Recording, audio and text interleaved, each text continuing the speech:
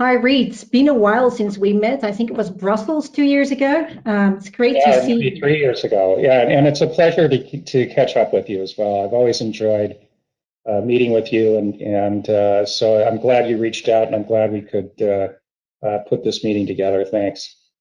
Yeah, because when I saw you were joining RSA, it must have been like 6 months ago. I Yeah. was so excited, and I was also wondering, what did you make the decision to join RSA, and what do you want to achieve at RSA? What's your ambition for?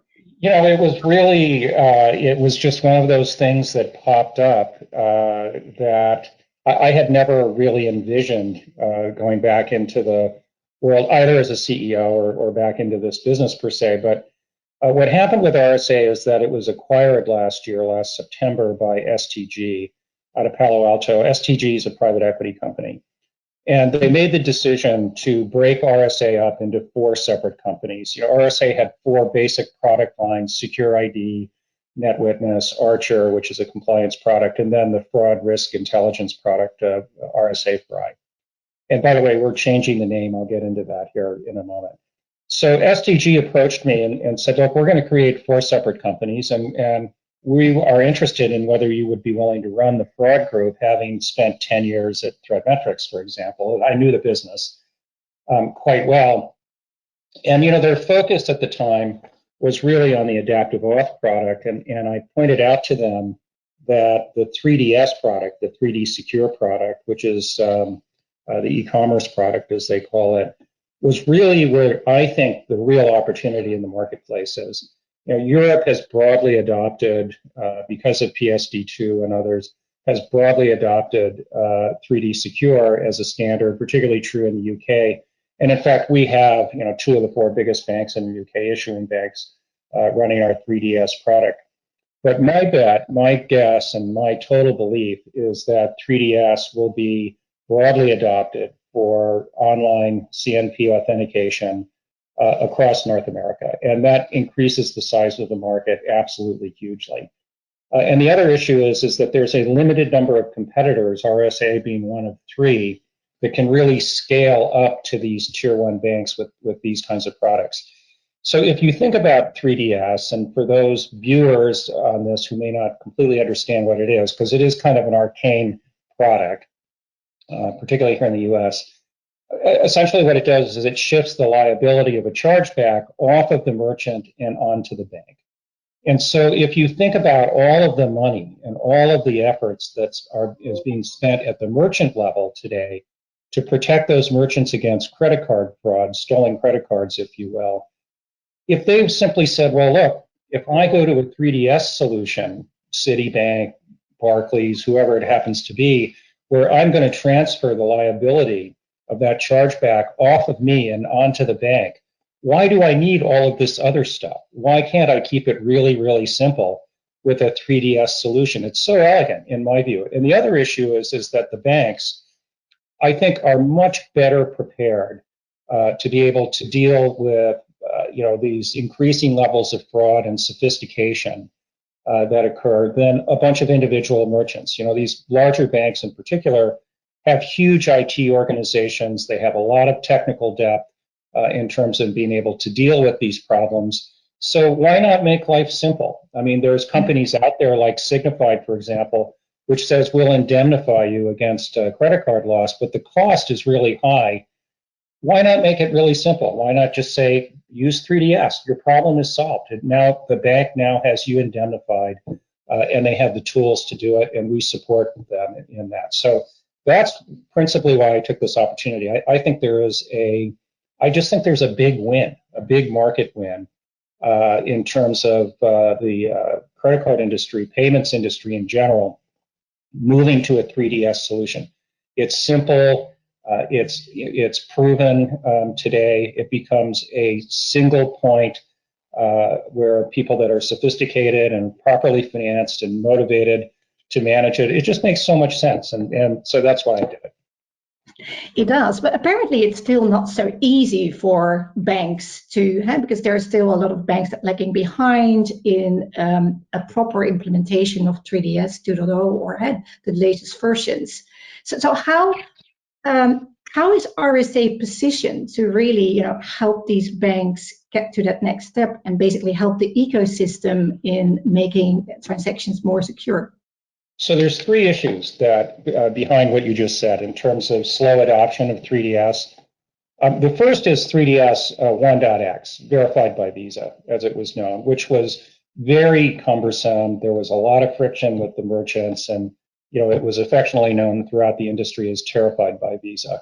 The EMVCo 2.0 standard eliminated that problem. So in fact, with our larger customers, we only step up between 1% and 2% of transactions, and we're looking at better than a 99.5% fraud capture rate on this. So we've taken the friction out of the system.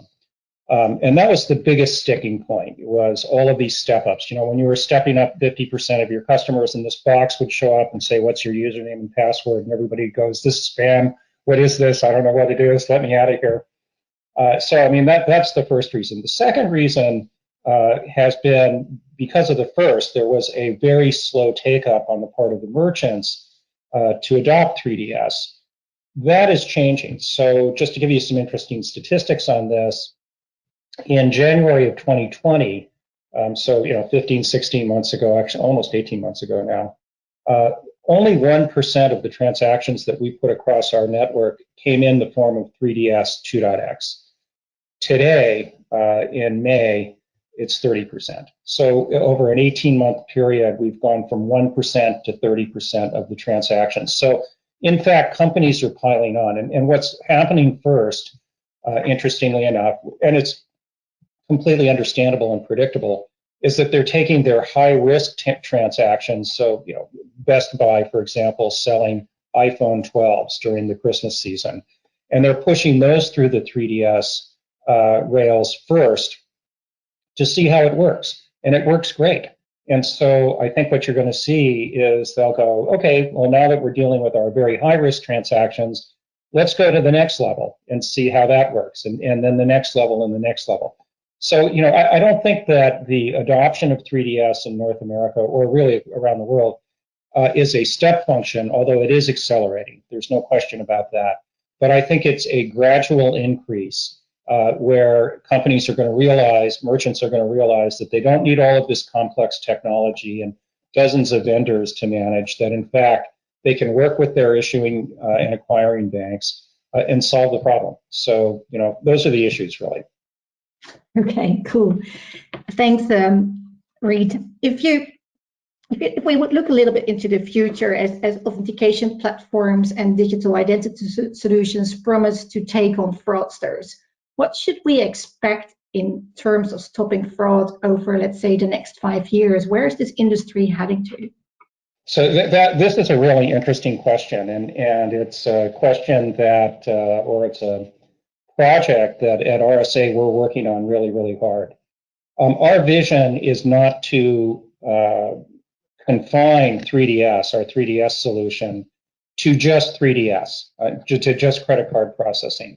Really what we're looking at is how do we take on a much broader palette of digital transactions, whether that's cryptocurrencies or whatever the case might be, to include in this authentication platform. And that will have to include identity. It does include risk-based authentication.